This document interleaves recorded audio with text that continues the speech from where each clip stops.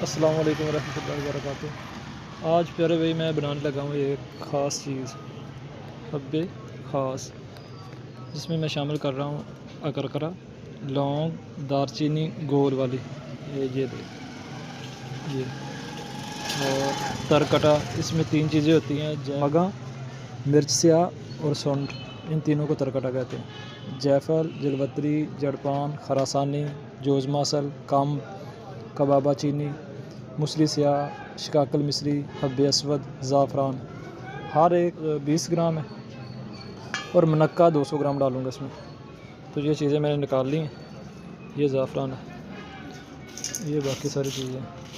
तो मशीन मेरे पास है और उस मशीन में पीस लूँगा, ये ग्राइंडर कर लूँगा, फिर इसकी गोलियाँ बनाऊँगा हब्बे ख़ास।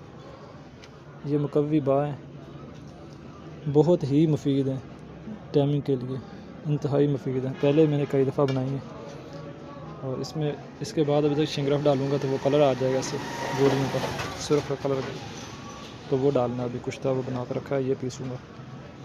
जो मोटा रह जाएगा वो चटपटे से कूट लूँगा।